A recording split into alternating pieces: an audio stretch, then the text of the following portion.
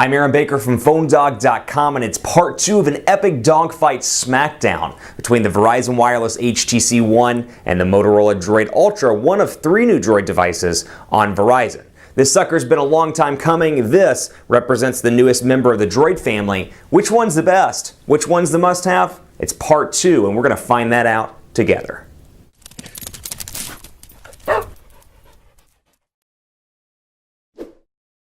Part 2 of a dogfight battle with the HTC One and the Motorola Droid Ultra, 2 very popular Android devices on Verizon. The HTC One, been out for some time, but finally, after months of waiting, available on the nation's largest wireless carrier. The Droid Ultra is one of the trio of Droid devices that are brand new. The Droid Ultra is the middle device, and it's available for $199, pitting it directly against the $199 price point of the HTC One. It's part 2 of a dogfight battle. But before we get too far into the dogfight battle, I want to give special thanks to our partners at Best Buy Mobile, because thanks to them, we give you free phones at PhoneDog.com. Phones like the HTC One, we actually just gave away one this week, and then of course the Motorola Droid Ultra, thanks to them. Go play the game on the site, but when you walk into Best Buy Mobile, they'll make sure you're set up and ready to go and walking out working, be it your contacts, your camera, your call settings, Facebook, American, Gmail. They'll make sure everything's set up, downloaded, rocking and rolling, so when you walk out the door, you're good to go. Let's jump right into part 2 here, and we'll talk more about the software just to start out. So you can see these are running very different versions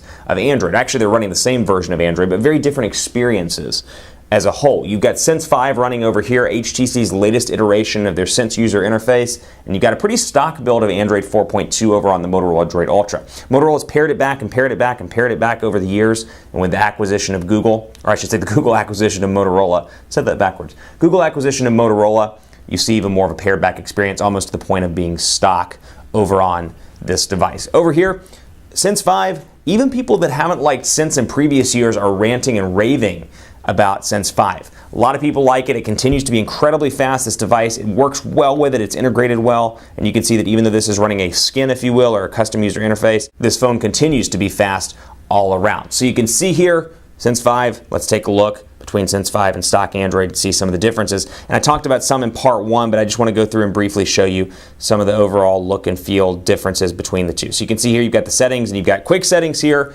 and the notification bar. You can see how those look different. HTC's kind of put their own spin on this, as you can tell. And then on the Droid Ultra side, very much stock Android with the Google Plus profile right here. And let's go into settings and take a look at how those differ. So you can see pretty organized, or organized by kind of similar stuff here: personal, device, accounts, as you can see, and then system down here at the bottom. Not too different there, but where you do differ between these two devices, you'll notice that if you like this, and people either love it or hate it, you've got the ability to add widgets from the home screen on Android 4.2. I don't care for that. I think it's kind of pointless. I would prefer to keep it as clean and uncluttered as possible, but some people do like that. So we'll go into customize. Actually, I take that back. We'll go back. Forgive me here, settings, we'll go down into personalization, we'll go into lock screen style and change the lock screen from wallpaper to widget. And I can come in here to settings and I can see the widgets that I can select. Now, obviously this will increase as you download applications. For example, CNN wasn't there out of the box. I downloaded CNN and the widget's now available. But HTC takes a little bit more of a conservative approach with their widgets versus Android, which kind of allows you to put whatever you want. I'll show you here just for example into it. So you got a couple of different options here on stock Android, whereas over here, kind of restricted to Gmail, a couple of different things. So I'll put in a Gmail widget just so you can see the difference here. We'll do it on the Droid Ultra as well. I don't know why it's taking so long to sync, but you can see here the widget, and we'll turn it off and back on. And then you can see right over there, there is Gmail. And let's see if I can get this configured again. Let's try this one more time. I don't know why it's taking so long. This email account's been synced for some time, but it sits right there on the lock screen, as you can see, where it would be right there along with your shortcuts down here at the bottom, and you just swipe up the lock to unlock. Let's do a quick quadrant standard test and take a look at the speeds on both of these devices. Quadrant standard, and again, take this with a grain of salt. It's always indicative, or not always indicative rather, of day-to-day performance on these two devices, but I will say both of these devices are incredibly fast. Now, a lot of people have looked at the Droid Ultra specs and they've said something like, oh, dual-core processor, this thing's got to be incredibly slow. Well, with Motorola's X8 architecture, this thing continues to be fast, so even if the quadrant standard score comes in underneath the HTC One, I would highly recommend both of these for day-to-day use. I would personally carry both of these for day-to-day use if I needed a spare Verizon phone. They're both incredibly fast, and even having a quad-core processor, I don't see a real speed difference in day-to-day tasks on either one of these devices. Now, kind of going back to part 1 and talking about some of the pros and cons here, smaller display here, but 1080p, 4.7 1080p HD display, pixels per inch are great here, 5-inch display, and you just saw it there for a second when the animation was running on the same screen. Bigger display here, AMOLED 720p. So lower pixels, go ahead and hit yes on both of these. 8,816 versus 12,306 over on the HTC One. So in quadrant standard, HTC One wins. But back to what I was talking about with the display. Bigger display over here, so for content consumption, YouTube, you're watching other videos, for example, or streaming something, you're gonna have a better experience display size-wise over on the Droid Ultra. Overall quality and color saturation, you're probably gonna have a better experience on the HTC One. It is a beautiful display.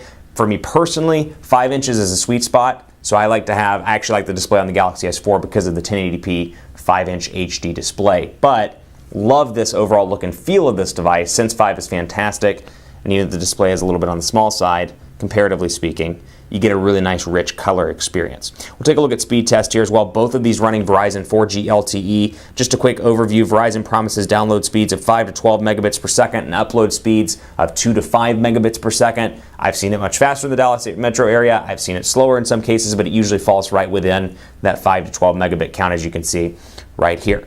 One is running at about 5.1, Droid Ultra running right now at about 8.4. So much faster, actually pretty significantly faster than the HTC One. So 8.65 megabits per second over here, 5.54 megabits per second over on the HTC One. Now just one other thing I wanted to point out about the display. AMOLED display over here, a standard display over here, 1080p HD display over here.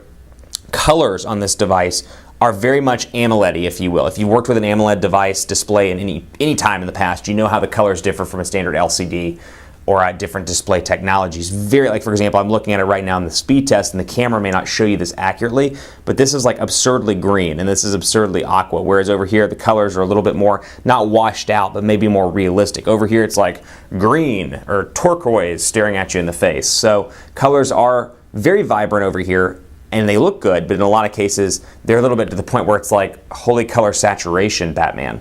Whereas over here, you've got a little bit more of a realistic picture of the images or of the color quality.